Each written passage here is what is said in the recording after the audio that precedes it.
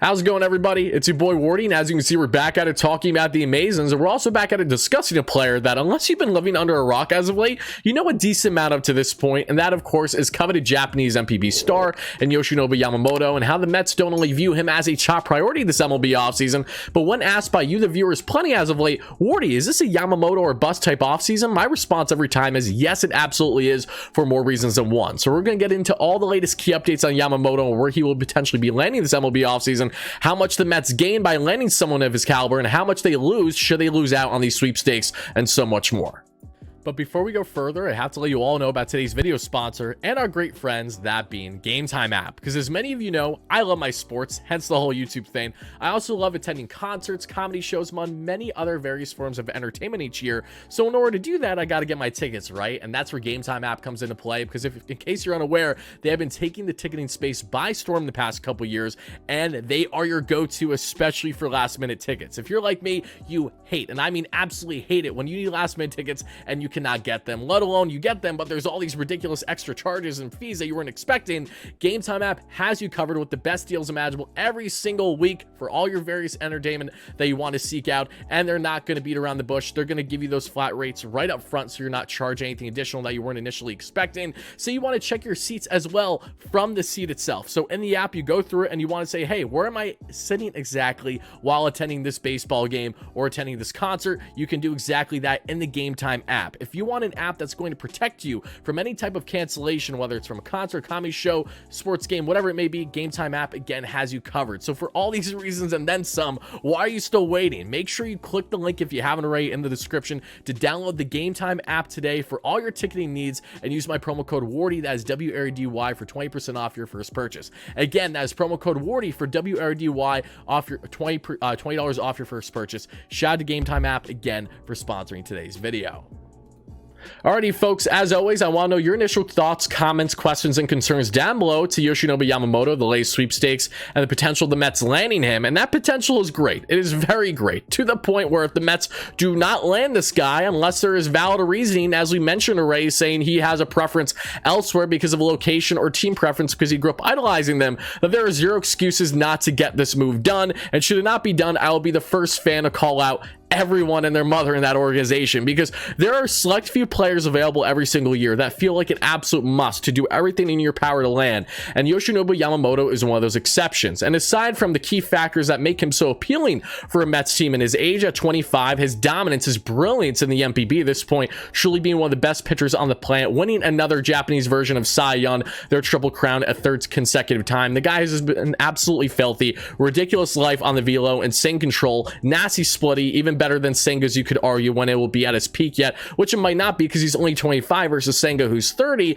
And then getting into the other factors, having Kodai Senga and having him have a brilliant rookie year, Cy Young type season where he received Cy Young award votes, and for good reason, having that success with an MPB pitcher over the past year definitely bodes the Mets well in this situation, and knowing what to expect with a six-man rotation. Yamamoto fits the bill not only for 2024 but beyond, as a young age of 25, knowing that if you lock him up to say a 7-8 plus year deal, he's still going to be in his early 30s by the time that expires, and hopefully you will have great success and health with him throughout the entirety of that span. But outside of all those factors, why is he such a priority for the Mets here, and why do they need to do, again, everything in their power to make sure that they land this guy with what they can control? Well, let's start with the obvious. He's a unicorn. What do you mean by that, Wardy? He is in a class of his own, unlike any other pitcher available in either the free agent or trade market. Yes, you heard that correctly. The free agent market is top heavy, and outside of Yamamoto, yes, you have another strong pitcher in Shota Imanaga from the MPB. He's expected to get a Kodai Senga type contract wherever he may land. Would very much be in favor of him with the Mets too, should they have pursued interest beyond scouting him, which is what they've done over the past couple months that we've discussed on the channel. Jordan Montgomery, Blake Snell, then you get on to the Sonny Grays, the Kenta Maedas, and things really start to fall off fast. Lucas Giolito's type of reclamation type projects, Dylan Cease, one viewing trade, you look at Corbin Burns, you look at Tyler Glasnow. All these guys are talented and make plenty sense for the Mets to a degree, depending on who exactly we're talking about. But what do these guys not have that Yamamoto has? It's the age, it's the potential, it's the ceiling that he has yet to hit, and it's also the long-term contract and how much that could bode in favor of any team that lands him. If you're giving 7-8 years to a Blake Snell or Jordan Montgomery, I'm going to go on a limb and say that that contract is not going to age nearly to the degree of what you're hoping for, especially for a Mets team that has plenty more work to do aside from their rotation. They need to fill out their entire bullpen for the most part. They need to add more offense. They need to help on the defensive end. There's a lot of things this team needs to do. So when you look at these guys already at the age of 30 wanting long-term deals, that's normally not appealing, especially for a Mets team that would like to avoid it if possible, when in reality, is it really worth it per se, versus a Yamamoto who, when he's going to be done with his first contract, will be, say, 31, 32, 33 years of age. There's just so much more to like there on that front. Then you look at the trade options as well, as I mentioned, say a Glasnow, a Cease, a Burns. These guys are all uber talented, but 2 out of those 3 guys are rentals. So you're telling me you want to give up key assets for a guy, which at the end of the day, there's no guarantee if they're going to return. Then there's uncertainty with Glasnow. Of course, how many innings can he pitch? As much as I love him, there are question marks there still, even though the Mets are involved in that market from what we've seen to this point. Dylan Cease, who had a horrendous second half of this past season, definitely a guy who's destined to be a bounce back candidate, 1, and 2, has team control for another 2 years, so that is appealing, but you're giving up a lot of assets. Corbin Burns, if the Brewers even have interest in dealing with the Mets, are they going to be willing for anything short of a king's ransom, even though Burns is a rental? So there's a lot of question marks and far more uncertainty with what you're giving up versus what you're getting in for how long when evaluating those options. Versus Yamamoto, his biggest uncertainty is just the fact that he hasn't pitched at the major league level yet. However, again, if Kodai Senga is an example of anything, is that us Mets fans should be very optimistic should they go out and land Yamamoto. This guy's Arsenal, everything he's done to this point, you see it from the stat line down below, he's been nothing short of a spectacular sight there in the MPB. You got everyone in baseball drooling over this guy right now, and you have key updates as well that may bode him the Mets favor, saying that, you know, while he doesn't necessarily have a preference where he will land, he's completely open to playing with Japanese players. He's not saying he's in favor of it, favoring it versus not, but he did make note, at least through translation that we've seen, that he's very open to the idea, so that hierarchy thing is not an issue. So Kodai Senga is doing everything in his power to land this guy. Go out and grab him. Hopefully that can be the case here. We know the Boston Red Sox have his longtime teammate there from the MPB, Yoshinobu Yamamoto, that being Matsuyuki Yoshida, who's a phenomenal talent in his own right. Then you of course have Yu Darvish there in San Diego, as you have many other teams with Japanese type players that could be appealing for someone like Yamamoto, who again is open to the idea at the bare minimum, has no singular preference, is very open to the idea of playing in a big market as well. Is not stubborn to say, hey, I need to be on the West Coast, the way that Shohei Ohtani certainly was when he first came to the States back in 2018 or so. So you see all these factors and you understand why this is so important for the Mets to do their best foot forward and landing someone like him. So now let's get into, okay, there's all these pros. You have so much to gain should you land Yamamoto, who can headline your rotation right away as a true ace, hopefully for the next upwards of a decade plus, if not longer. Best case scenario, you land Yamamoto and he's here for the rest of his career, and the Mets have plenty of success with him during that span. But also with the Mets' current position as an organization, knowing that they have plenty of work to do, but the vision isn't just for 2024, it's for 2025 and beyond. He fits the bill far more than, say, some other rental trade options that you want to give up assets for, or don't want to rather, and some free agent options out there that maybe aren't just feasible longer term, but shorter term, they could at least be a filler type fit. The Mets have a lot to lose in this situation that they do not land Yamamoto for all the reasons I just told you. The fact that he and himself is a unicorn means that you're not going to find another Yoshinobu Yamamoto out there in the market, in the free agent or trade market,